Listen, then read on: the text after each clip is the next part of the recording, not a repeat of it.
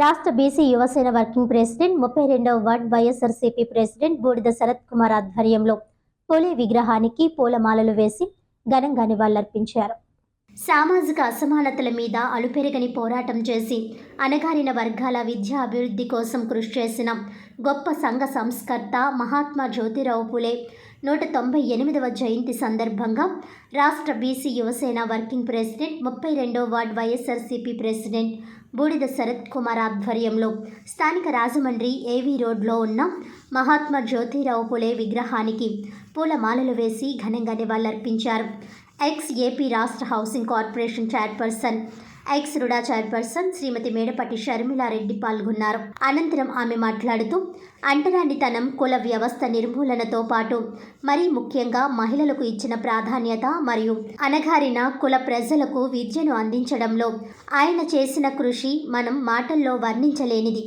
అటువంటి మహోన్నత వ్యక్తిగారైన మహాత్మా జ్యోతిరావు పూలే జయంతి వేడుకలు జరుపుకోవడం మనందరి బాధ్యత. ఇంత గొప్ప కార్యక్రమం చేపట్టిన బీసీ నాయకులు బూడిద శరత్ కుమార్ని, ఆయన మిత్ర బృందాన్ని అభినందనలు తెలియజేసిన అనంతరం మహాత్మా జ్యోతిరావు పూలే విగ్రహానికి పూలమాలలు వేసి ఘన నివాళులర్పించారు. ఈ కార్యక్రమంలో బీసీ నాయకుడు మార్గాని సుశీల, బీసీ నాయకులు తగరం సురేష్, వెంకటేష్, ఇలా వెంకటేశ్వరరావు, ఎం శేఖర్ రావు మరియు తదితరులు పాల్గొన్నారు. నమస్కరించుకుంటూ మరి ఈ రోజున మహాత్మా జ్యోతిరావు పూలే గారు జయంతి అంగరంగ వైభవంగా రాష్ట్ర వ్యాప్తంగా అందరూ చేసుకుంటున్నారు.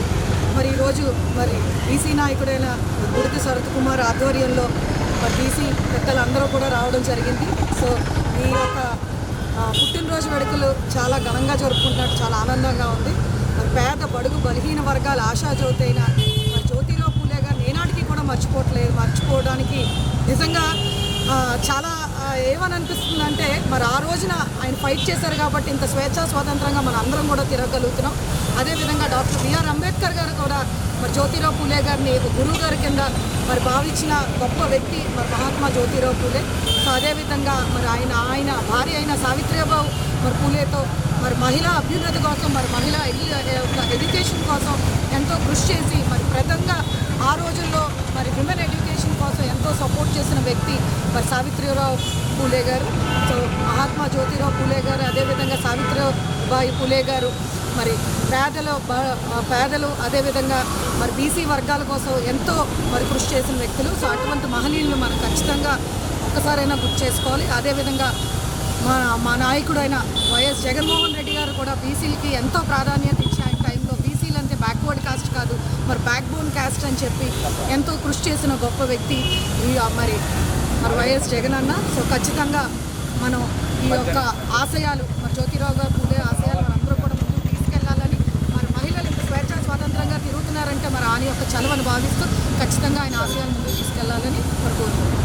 ఈరోజు జ్యోతిరావు పూలే 198 జయంతి సందర్భంగా స్థానిక దానాపేట జాగృతి బ్లడ్ బ్యాంక్ దగ్గర ఉన్న విగ్రహం దగ్గరికి ముఖ్య అతిథిగా విచ్చేసిన మేడపాటి షర్మిలారెడ్డి గారికి, మీడియా మిత్రులకి, మా బీసీ యువసేన గ్రూప్ సభ్యులందరికీ హృదయపూర్వక నమస్కారం.